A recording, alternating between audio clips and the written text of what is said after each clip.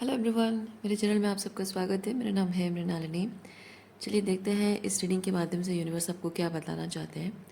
आपके इस रीडिंग के जो मेन थीम है वो है ये जजमेंट। जजमेंट आपके सपनों को, आपकी खुशियों को बताता है, आपकी विश फुलफिलमेंट जो आप डिज़र्व करते हो, जो ईश्वर से आपने प्रार्थनाएं की हैं, हमेशा मांगा है वो चीज़ को रिप्रेजेंट करता है जजमेंट। और जो भी आपका ये सपना है आपको मिले, वो इस तरह की कोई चीज़ है जो आपको जीवन में कभी नहीं मिला है, लेकिन समय के साथ साथ शायद इसी एक सपने को लेकर, विजन में लेकर आप जिंदगी भर आपने इंतज़ार किया है, लेकिन वो सपना आपको कभी नहीं मिला है।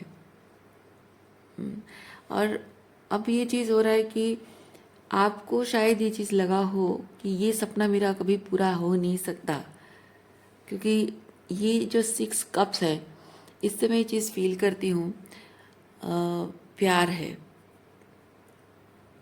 क्योंकि मैं फील कर रही हूँ आपको प्यार ना अपने फादर से मिला, ना अपनी मदर से, ना अपने भाई बहनों से, ना आपके रोमांटिक पार्टनर से। अगर आपकी शादी भी हो गई है तो शायद अपने पार्टनर से भी आपको, हस्बैंड या वाइफ है उनसे भी कभी प्यार नहीं मिला है। और जीवन भर शायद आपके दोस्तों ने भी आपको उस अनकंडीशनल लव में आपको कभी ऑपरेट नहीं किया है। दोस्तों की भी आपके प्रति शायद कोई ईमानदारी नहीं रही होगी। तो ये मुझे ये चीज़ बता रहा है कि किसी भी रिश्ते में आपको वो नहीं मिला जो आपको लगता है कि आप डिज़र्व करते हो। अब लगता है कहने का मतलब मैं ये नहीं कह रही हूँ कि आपको लगता है पर ये नहीं है, ऐसा नहीं कह रही हूँ। आप एक्चुअली में सही समझते हैं कि आप डिज़र्व करते हैं, लेकिन मैं यहाँ पे एक चीज़ देख रही हूँ कि ये जो सच्चा प्यार, ट्रू लव, जिसका इंतज़ार करते करते करते करते, ये वेटिंग एनर्जी है, ये भी पेशेंस रखना है। ओके, लोगों के साथ आपने ईमानदारी निभाई है इस विश्वास के साथ कि हाँ, शायद माता पिता सच्चे दिल से प्यार करते होंगे, लेकिन शायद आपको समझ में आया कि नहीं, उनका प्यार बहुत निस्वार्थ प्रेम नहीं है। भाई बहनों से उम्मीद रखते हो कि भाई बहन भी आपका सपोर्ट नहीं करते होंगे, माता पिता का सपोर्ट करते होंगे, क्योंकि जनरली लोगों को ये चीज़ लगता है कि नहीं, माँ बाप जो भी कर रहे हैं अच्छा ही कर रहे होंगे। और अगर आप गलत हो, मतलब आप अगर कह रहे हो कि माँ बाप निस्वार्थ प्रेम नहीं करते हैं, तो आप गलत हो सकते हो, माँ बाप गलत नहीं हो सकते ना। लोगों का जनरली ऐसा होता है। तो जाहिर सी बात है कि ऐसे में आपके फेवर में कोई नहीं रहता है, और लोग आपको इसी बात के लिए दूर कर देते हैं, अपने आप से दूर करते हैं। आप कलेक्टिव से, कम्युनिटी से अब दूर हो जाते हो, कर दिया जाता है आपको। ओके, सो वो चीज़ हो सकता है। अगेन फिर आपने एक्सपेक्टेशन रखा होगा कि चलो ज़िंदगी में कभी सच्चा प्यार किसी से नहीं मिला तो कम से कम अपने पार्टनर से ही उम्मीद रखूं, कम से कम वो मुझे वो खुशी देगा। पर शायद आपके पार्टनर ने भी आपकी फीलिंग्स का गलत फ़ायदा उठाया हो, या फिर प्यार ना किया हो, ऑप्शन की तरह ट्रीट किया हो। सो बेसिकली आपका हर किसी के साथ जो रिश्ता है, इवन बच्चों के साथ भी, इवन मैं फील करी बच्चों के साथ भी आपका वैसे ही रिश्ता है। और मे बी आप शायद ये खुद नहीं जानते हैं, या फिर ये हो सकता है विद द हैंगमैन आप अभी रियलाइज़ कर रहे हैं, या फिर शायद आपको उस नज़रिए से एक बार सोचने की ज़रूरत है कि क्या सच में ऐसा है, क्योंकि ये पर्सपेक्टिव चेंज होना है। ओके, इधर आपकी पर्सपेक्टिव चेंज हो रही है, या फिर आपको इस बात पर कंसिडर करने की ज़रूरत है जो मैं कहने जा रही हूँ। मैं जो कहने जा रही हूँ वो बात ऐसा नहीं है कि आपको मानना ही पड़ेगा, लेकिन शायद यूनिवर्स आपको कुछ साइन दे रहा है और शायद आप समझ नहीं पा रहे हो कि क्या है। क्योंकि यूनिवर्स आपको कह रहा है कि जो भी रिश्ते आपने मैनिफेस्ट किए हैं, चाहे अपने बच्चों के साथ ही क्यों ना हो, आप एक बेटा या बेटी बनकर, या पति या पत्नी बनकर, या माँ या पिता बनकर आप अपने रिश्ते को निभाना नहीं चाहते थे। आप बस अपने अंदर की उस इमोशनल एम्प्टीनेस को भरने के लिए आप ऐसे पर्सन को चाहते थे जो कि आपकी ज़िंदगी में हमेशा आप ही से प्यार करे, जहाँ आप फील करो कि yes, I am needed, I am valued, I am appreciated, I am respected the way I am, okay, वो फील करना चाहते थे। इसीलिए हर रिश्ता आपने उसी फाउंडेशन पर आपके हर रिश्ते वर्कआउट मतलब काम करते रहे हैं। वर्कआउट नहीं हुआ है, काम चलता रहा है एनी हाउ, लेकिन वो पहले आपको प्यार की तरह लगता हो, लेकिन अब विद द सन अब मैं ये चीज़ फील कर रही हूँ कि अब जो डिस्टॉर्शन है वो हाईलाइट हो रहा है। ओके, आपका रिलेशनशिप को लेकर आपका जो मेन चीज़ रहा है, किस बेसिस पर आपने ऐसे रिश्ते मैनिफेस्ट किए हैं, वो चीज़ हाईलाइट हो रही है।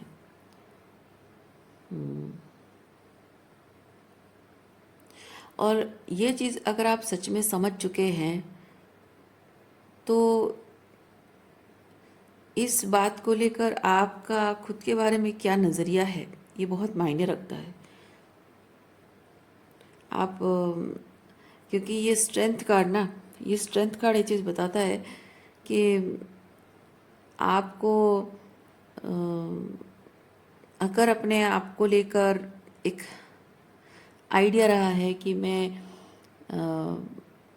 अच्छे पिता का रोल प्ले कर रहा हूँ या अच्छी माँ का रोल प्ले, मतलब मैं एक अच्छी माँ बनने की कोशिश कर रही हूँ या मैं अच्छा पिता बनने की कोशिश कर रहा हूँ, एक्चुअली मैं नहीं।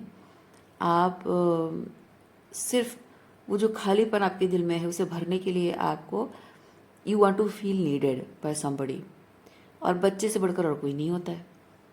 रोमांटिक पार्टनर भी उसके बाद रोमांटिक पार्टनर होता है ना।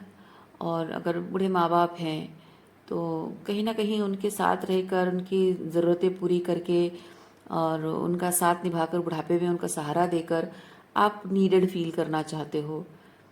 लेकिन इस चीज़ में जो वैलिडेशन आप चाहते हो, यूनिवर्स आपको वो वैलिडेशन लेने नहीं दे रहा है। यानी कि आपके जो पेरेंट हैं या पेरेंट्स हैं, आपके बहुत सारे एफर्ट्स के बाद भी, बहुत कोशिश करने के बाद भी शायद आपके प्यार की वैल्यू नहीं समझ रहे हैं। आपकी मातृभक्ति और पितृभक्ति को वो वैलिडेशन नहीं दे रहे हैं। आप चाहे कुछ भी कर लो, और दैट इज़ अ साइन। आपके इतना कुछ करने के बाद भी अगर वो आपको एक अच्छा बेटा, मैं अपने बेटे पर या अपनी बेटी पर या फिर अपनी बहू पर प्राउड फील करती हूँ, ये शब्द अगर वो नहीं कह रहे हैं, या फिर कभी भी इतना कुछ करने के बाद भी कभी मजाल है कि उनके मुंह से कभी कुछ निकल जाए आपके लिए अच्छी बात, है ना, क्यों नहीं हो रही है? क्योंकि यूनिवर्स आपको बताना चाह रहा है इस माध्यम से कि आप वो वैलिडेशन पाने के लिए कर रहे हो। और वैलिडेशन पाने के लिए करना, वो चीज़ एक अटैचमेंट है, ठीक है, you are addicted to that. और देखिए, एक नार्सिसिस्ट भी इसी तरह से वैलिडेशन पाने के लिए किसी इंसान से अटैच रहता है। एक मैनिपुलेटर टॉक्सिक इंसान भी रहता है और एक एम्पाथ भी रहता है। लेकिन डिफरेंस ये है कि जो टॉक्सिक मैनिपुलेटिव नार्सिसिस्ट लोग होते हैं वो वैलिडेशन पाने के लिए जब अटैचमेंट रखते हैं किसी इंसान के साथ, वो सिर्फ अपनी इमोशनल अटैचमेंट मतलब अपने ईगो को बूस्ट करने के लिए, अपने आप के बारे में अच्छा फील करने के लिए, वैलिडेटेड फील करने के लिए हमेशा आपको यूज़ करते रहते हैं, मैनिपुलेट करते रहते हैं, लेकिन अब्यूज़ भी करते हैं। लेकिन when it comes to you as an empath, ये चीज़ डिफरेंट ये है कि आप वैलिडेशन पाने के लिए हाँ उन्हें मैनिपुलेट करते हो और यूज़ भी करते हो, लेकिन उन्हें अब्यूज़ नहीं करते हो। वो डिफरेंस होता है। तो आपका अपने फ़ायदे के लिए उन्हें इस्तेमाल करना उन्हें ट्रॉमाटाइज नहीं करता है, पर नार्सिसिस्ट का यूज़ एंड मैनिपुलेशन वो ट्रॉमाटाइज करता है। वो डिफरेंस है। और एक डिफरेंस ये है कि नार्सिसिस्ट को आप ये बात अगर बताते हो कि वो जो ये कर रहा है वो सही नहीं कर रहा है और उसे अपने ये तौर तरीके छोड़ने होंगे क्योंकि ये तौर तरीके उसे कमज़ोर बना रहा है, तो नार्सिसिस्ट वो मानता नहीं है। वो उल्टा दिखाने की कोशिश करता है, प्रिटेंड करने लगता है, आपको साबित करने की कोशिश करने लगता है कि नहीं आप गलत कर रहे हो, आप गलत कह रहे हो, आपकी बात को मतलब आपको गैसलाइट करने की कोशिश करता है कि नहीं, मैं ऐसा कोई कमज़ोर इंसान नहीं हूँ, मैं किसी को मैनिपुलेट नहीं कर रहा हूँ, मैं इमोशनल वैलिडेशन के लिए किसी के साथ नहीं जुड़ा हूँ, और मैं इवन आपके ऊपर भी अगर वो डिपेंडेंट है, आप कहोगे कि आप इमोशनल वैलिडेशन के लिए मेरे साथ जुड़े हो, अदरवाइज़ आपको मुझसे कोई राब्ता नहीं है, कोई प्यार व्यार नहीं है, तो वो आपको गैसलाइट करने की पूरी कोशिश करेगा, वो साबित करने की पूरी कोशिश करेगा कि नहीं, मैं आपके ऊपर डिपेंडेंट नहीं हूँ और मैं कोई वैलिडेशन नहीं चाहता हूँ, मुझे कोई फ़र्क नहीं पड़ता आप कौन हो, क्या हो, आप हो नहीं हो, मुझे फ़र्क नहीं पड़ता है, जाओ भाड़ में जाओ। आपको इग्नोर करेगा, आपको साइलेंट ट्रीटमेंट देगा, ये सब करके वो साबित करने की कोशिश करेगा कि वो गलत नहीं है, वो सही है अपनी जगह और आप गलत हो। लेकिन जब एक एम्पाथ की बात होती है, तो जब उसको ये चीज़ बताया जाता है कि देखो तुम ये गलत कर रहे हो, और रिलेशनशिप को ऑथेंटिक होकर निभाया जाता है इस तरह से अपनी, जैसे मैंने अभी बताया कि आप अपनी ज़रूरत के लिए किसी इंसान को मतलब आप नीडेड फील करना चाहते हो, इसीलिए आप उसको प्यार दे रहे हो, वरना शायद इतना नहीं करते, ओवर एक्सटेंड नहीं करते। So this is kind of codependency, और ये आपको कमज़ोर बना रहा है। तो आप लोगों का ये चीज़ होगा बीइंग एन एम्पाथ कि आप इस चीज़ को रिफ्लेक्ट करोगे, है ना, रिफ्लेक्ट करोगे, समझोगे इस चीज़ को कि हाँ एक्चुअली में ये गलत चीज़ हो रहा है, और इस चीज़ पर मुझे चेंज लाना चाहिए, सुधारना चाहिए अपनी गलती को, क्योंकि किसी भी तरह से मैं स्पिरिचुअली किसी के ऊपर एक एनर्जी सकिंग वेम्पायर की तरह फीड करके मैं नहीं रहना चाहिए। वो गलत गलत कर्मा होता है, बैड कर्मा होता है।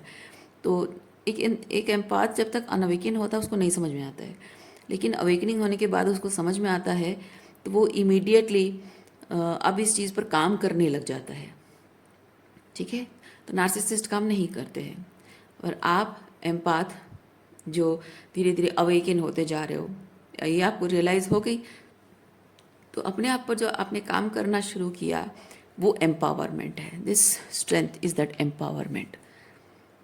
तो मैं वो अपने पावर को क्लेम करना मैं इस तरह से आपके अंदर देख पा रही हूँ। ओके, और जैसे जैसे आप, क्योंकि ये शैडो वर्क करने से ही होता है, जो अपने आप पर काम करना मतलब शैडो वर्क है।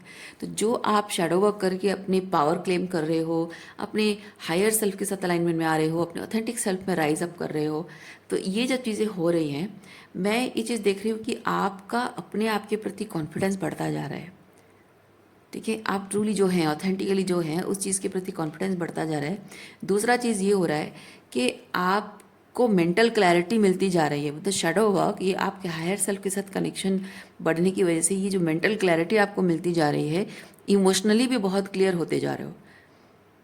ओके, क्योंकि यहाँ जहाँ आपको लगता है कि आप हमेशा से लगता रहा है कि आप इनसे प्यार करते हो, देखिए अब आपको समझ में आ गया कि आप इनसे प्यार, इतना प्यार इसलिए करते हो, इतनी टॉक्सिसिटी के बाद भी आप उनका साथ निभाते हो, उनकी परवाह करते हो, और उनके साथ अभी भी रिश्ता बनाए रखने की कोशिश कर रहे हो, क्योंकि आप उनसे वैलिडेशन चाहते हो। जैसे आपको रियलाइज़ हुआ, फिर क्या होता है, एक ये जो 5 ऑफ पेंटिकल की एनर्जी है, इमोशनली अबैंडन्ड आप फील कर रहे हो, तो इस वजह से क्या होता है कि धीरे धीरे उनका इस तरह का बिहेवियर जो आपको ऐसे अबैंडन फील कराता है, वो बिहेवियर देख देख कर धीरे धीरे आपके मन से प्यार उतर जाता है, उनके प्रति प्यार और सम्मान, अपनापन उतर जाता है।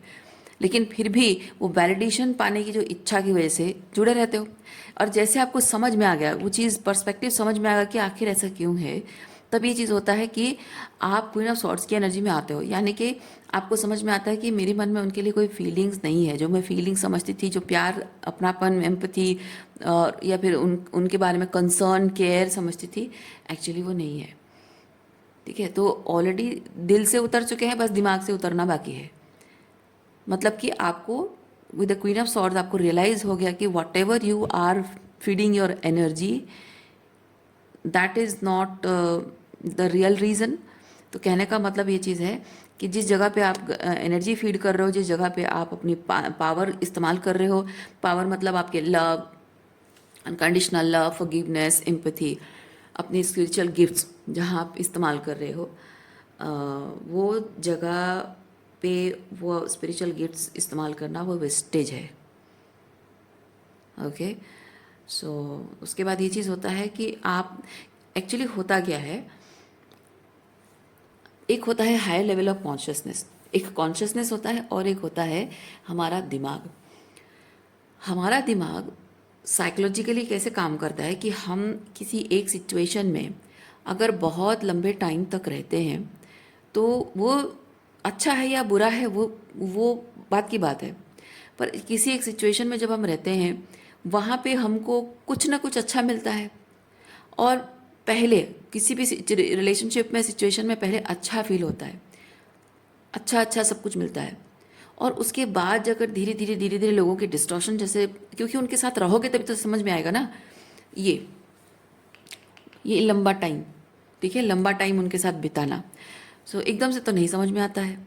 तो जब बहुत लंबे टाइम तक उनके साथ रहोगी तो पहले पहले बहुत प्यार, बहुत अच्छा अच्छा अच्छी इमोशंस हैं, सब कुछ नज़र आएगा। और धीरे धीरे समय के साथ साथ आपको उनके अंदर की डिस्टॉर्शन दिखने लगेगा, उनको एक अलग एंगल से आप देखने लगोगे। जब वो आपके साथ, जैसे जैसे वो आपके साथ कंफर्टेबल फील करने लगेंगे वैसे वैसे अपना असली रूप वो दिखाना शुरू करेंगे।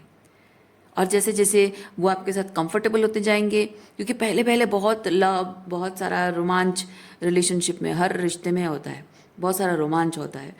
तो जब रोमांचक एनर्जी, जब लव बबल होता है ना, उस टाइम पे लगता है कि उफ, बस दुनिया की सबसे बड़ी खुशी आपको मिल गई है।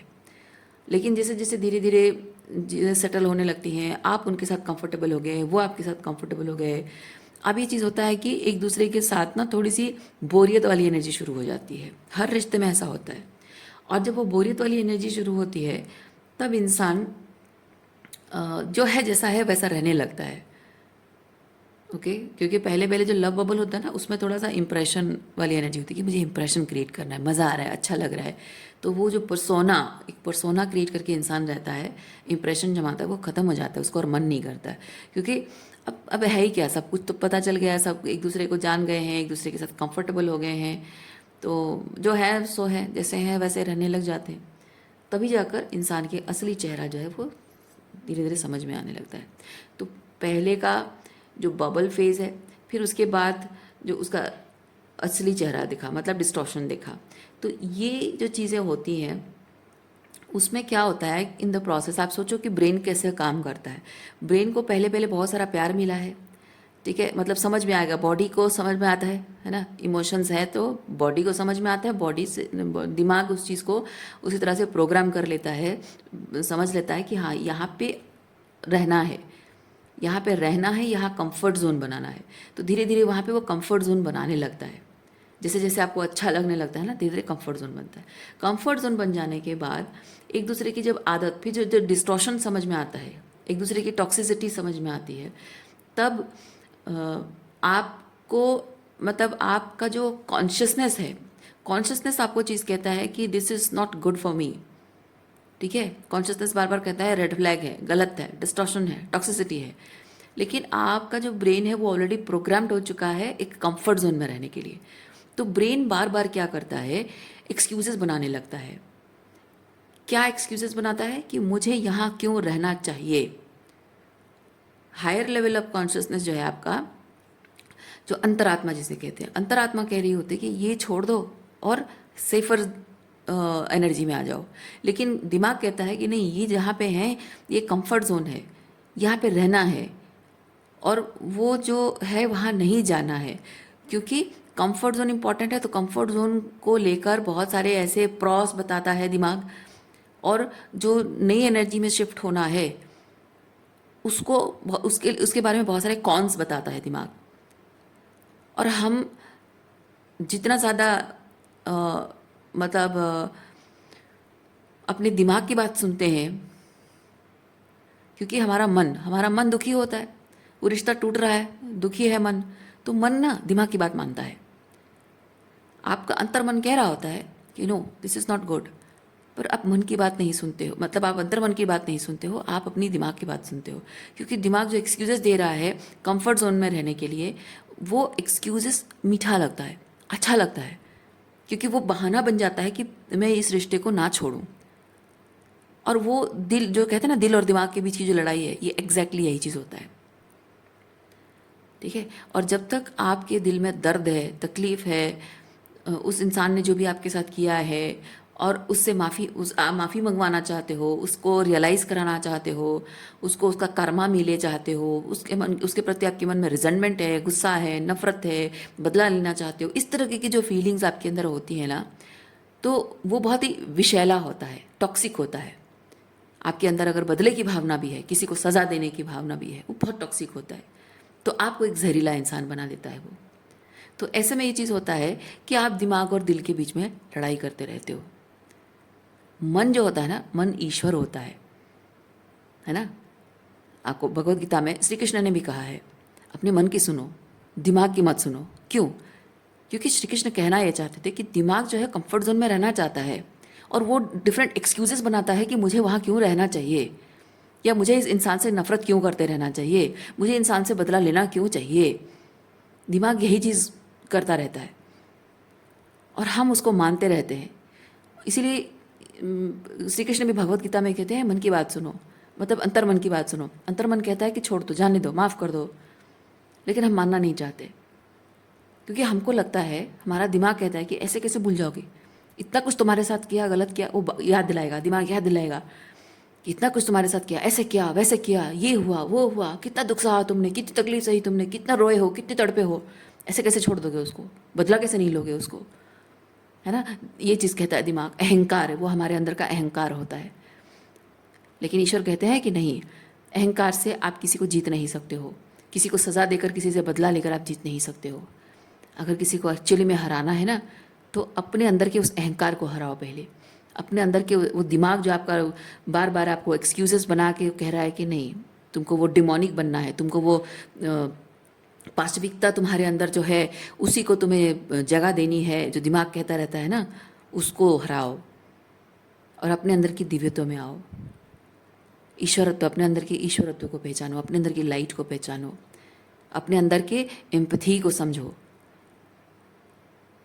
है ना। तो ईश्वर बार बार बार बार आपका जो हायर सेल्फ है, कॉन्शियसनेस है, आपको गलत करने से रोकता है और गलत होने देने से रोकता है, सही दिशा में लेकर जाता है। ओके, तो द होल टाइम ये जो आपके दिमाग और दिल के बीच की जो लड़ाई हो रही है, इसमें सिर्फ ये चीज़ हो रहा है कि आपको कहा जा रहा है कि do not focus on other people, focus on yourself. दूसरों की गलती ऑलरेडी देख चुके हो, लेकिन और ज़्यादा उस पर फोकस मत करो, अपनी गलतियां देखो और अपनी गलतियों को सुधारो और बेहतर इंसान बनो। उसी से तुम्हारा भला होगा, क्योंकि तुम्हारा बदला जो है ना, वो उसको सज़ा देकर, उसको मार कर, उसको कुछ भी तकलीफ देकर, उससे तुम्हारा बदला पूरा नहीं होगा। तुम जो हो उससे ऊपर उठोगे और एक हमेशा हर वक्त अपने ट्रांसफॉर्मेशन पर ध्यान देकर हर बार एक बेटर वर्जन बनते जाओगे। स्पिरिचुअली जितना अलाइंड होते जाओगे, अवेकन होते जाओगे, ईश्वर के चरणों में जितने समर्पित रहोगे, यानी कि अपने हायर सेल्फ के साथ अलाइन रहोगे, हायर लेवल ऑफ कॉन्शियसनेस में रहकर अपने आप को उस लव एनर्जी में रखोगे, उतना ही तुम्हारे इस ग्रोथ की वजह से सामने वाला उस सज़ा को खुद महसूस करेगा। वो असली सज़ा है उसकी। आपको स्पिरिचुअली ग्रो होता हुआ देखकर आपके जीवन में आपकी ऑरा जो चेंज होगी, आपके जीवन में बहुत कुछ बदलेगा। आप ईश्वर के चरणों में समर्पित होगे, बहुत कुछ बदल जाएगा आपकी ज़िंदगी में, और वो बदलाव दिखता है, वो समय के साथ दिखेगा। आपको लगेगा कि नहीं वो क्या है, उसको कोई सज़ा नहीं मिल रही है, नहीं, ये आपका अहंकार कह रहा है सज़ा नहीं मिल रही है। पर इम्पॉर्टेंट चीज़ ये नहीं है। इम्पॉर्टेंट ये जो आप ये सब जो हुआ है और आपकी स्पिरिचुअल अवेकनिंग हुई है ना, आपको उसको सज़ा देने का मकसद नहीं है, सज़ा देने के लिए नहीं हुआ है। आपको अपने लिमिटेशन से बढ़ना है, ऊपर उठना है। ये जो आपके थर्ड आई ओपन हो गई, आपको दिखाया गया है चीज़ें, क्यों? आपको अपनी अपनी कमज़ोरियों से ऊपर उठना है, अपनी अपनी लिमिटेशन से ऊपर उठना है। आउटग्रो कर चुके हो आप एक सिचुएशन को, वो संकेत है कि आप ऐसा डिज़र्व नहीं करते, बेटर डिज़र्व करते। तो बेटर डिज़र्व करते हो, सामने वाले को जिसने आपको दुख दिया है उसको क्यों समझाना, उसको क्यों महसूस कराना चाहते हो कि मैं बेटर डिज़र्व करता हूँ? किस तरह से आप साबित करोगे? आप अगर उसके दुश्मन बन बैठते हो, उसको सज़ा देते हो, उससे बदला लेते हो, तो आप अपने अंदर की तुच्छता को दिखाते हो। और जो इंसान अपने अंदर की तुच्छता को दिखाता है, वो बेटर डिज़र्व कैसे कर सकता है? वो कर्मा डिज़र्व करता है। तो अगर आप बेटर डिजर्व करते हो तो ईश्वर के चरणों में समर्पित हो जाओ। अपने आप वो सामने वाले को ना दिख जाएगा, हाय मैं उसको कैसी हाल में छोड़ के गई थी और देखो क्या से क्या बन गया है, कितना बेहतर हो गया। आपको देख कर ना लालच होगा उनको, मुंह मतलब वो जो लार टपकना जैसे बोलते ना, वो आपकी ग्रोथ, आपकी स्पिरिचुअल ग्रोथ को देखकर उनके मेटाफोरिकली स्पीकिंग उनका लार टपकने लगेगी। क्यों छोड़ दिया मैंने ये हीरे जैसा इंसान को, मैंने क्यों छोड़ दिया। ये उनकी असली सजा है। And you have to rise above your ego. Okay. और आप देखना कि आपके जीवन में ये चॉइसेस, आपको अपनी चॉइसेस बदलनी होगी। ये जो आप हमेशा कहते रहो ना कि मैं ये डिज़र्व करता हूँ, मैं ये डिज़र्व करती हूँ कि किसी को सज़ा मिले, मुझे सच्चा प्यार मिले, मैं फील कर रही हूँ आपने ये, आप जितना ज़्यादा अपने आप पर काम करते जाएं, कुछ लोगों के लिए मैं फील कर रही हूँ अपने आप पर काम करते करते आपको रियलाइज़ हुआ है कि ये जो सच्चा प्यार डिज़र्व करती हूँ, कोई ऐसा इंसान डिज़र्व करती हूँ जो ब्ला ब्ला ब्ला चीज़ें मेरे लिए करे। आपका मन बदल गया है, आपके चॉइसेस बदल गए हैं। और जो चॉइसेस बदल गए हैं वो ये है कि अब आपको कोई ऐसा इंसान नहीं चाहिए, आप अपने लिए वो खुद इंसान, अगर आपको प्यार चाहिए आप एम्बॉडीमेंट ऑफ लव खुद बन गए हो। देखिए, है ना, वो एम्बॉडीमेंट ऑफ लव आप खुद बन गए हो। आप और जो चॉइसेस आपने किए हैं, सारे टॉक्सिक रिलेशनशिप को छोड़ दिया, जिस इंसान को चेस कर रहे थे उसको छोड़ दिया, तो जो चॉइसेस अपने जीवन को लेकर आपने लिया है, you are very happy about it, you are very confident about it. और जीवन को लेकर बहुत ही पॉजिटिव ऊर्जा आप महसूस कर रहे हो। और आप में से जो लोग चाहते हो कि मैं डिज़र्व करता हूँ कि उनको सज़ा मिले, बदला लूँ, ये वो जो गुस्सा रिजेंटमेंट आपके अंदर है, आपको लगता है कि मैं डिज़र्व करता हूँ, ये इसी से मुझे जजमेंट सर्व होगा, उनको सज़ा मिलेगी, मैं उनको सज़ा दिलाऊंगा तब जाकर मुझे न्याय मिलेगा, ये जो आपको लगता है ना, नहीं। आप देखना, आप अपनी ग्रोथ पर ध्यान दो, अपने आप पर ध्यान दो। ये अपने आप को एक बेटर लेवल पे क्रिएट करना, अपने फाउंडेशन को समझना कि आप ट्रूली क्या है, अपने ऑथेंटिक सेल्फ में आना। जब आप खुद पर काम करने लगोगे तो देखना कि आपके अंदर जो ट्रांसफॉर्मेशन आएगा ना, वो अपने आप बोलने लगेगा, आपको कुछ बोलना नहीं पड़ेगा। जिसे जिसे आप चाहते हो कि उसे सज़ा मिले ना, वो अपने आप सज़ा जैसा महसूस करेगा। ओके। तो गुस्सा नाराज़गी रखने का कोई फ़ायदा नहीं है, उससे कुछ नहीं मिलता है। आप चाहते हैं कि आपके अंदर ये जो एम्प्रेस एनर्जी है, आपने जो प्यार, जिस कमिटमेंट के साथ, जिस अपनेपन के साथ, जिस अनकंडीशनल लव के साथ आपने अपने इन रिश्तों को नर्चर किया था, आप यही चाहते हो कि उनको उनको समझ में आए, उनको रियलाइज़ हो, है ना। ये होता है टेंशन मिलना या फिर रिकग्नाइज़ करना। तो आप चाहते हैं कि वो आपको रिकग्नाइज़ करे, आप ट्रूली क्या है वो आपको रिकग्नाइज़ करे, यही तो चाहते हो ना। लेकिन जिस तरीके से आप करना चाहते हो ना, उससे नहीं होगा, आपको अपना तरीका बदलना होगा। मैं आपको एक चीज़ बताऊं, ये जो आप ट्रूली पर्सन हैं, जो जेम ऑफ हार्ट जो आप हैं ना, वो ईश्वर जानता है। और जब ईश्वर जानता है तो उस ईश्वर से बढ़कर आपका अपना कोई नहीं है। सच्चाई यही है, जीवन की सच्चाई यही है। आपको सच्चे दिल से प्यार करने वाला इवन माँ बाप भी नहीं करेंगे। जितना जितना ईश्वर आपसे प्यार करता है उतना कोई नहीं करता, माँ बाप भी नहीं करते हैं। और जो ईश्वर आपकी कीमत समझता है, आपकी वैल्यू समझता है ईश्वर, इसीलिए तो उस ईश्वर ने आपको ऐसे लोगों से बचाया है।